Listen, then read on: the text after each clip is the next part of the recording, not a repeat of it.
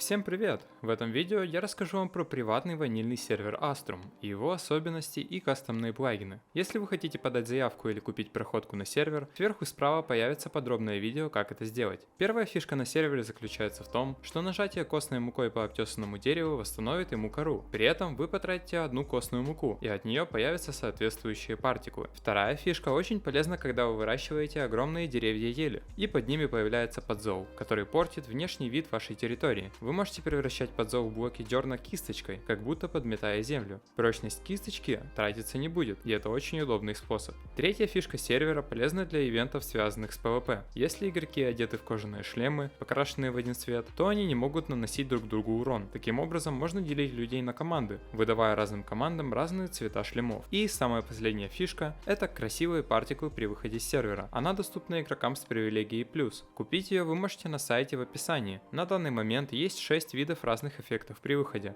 но также плюс дает и другие бонусы.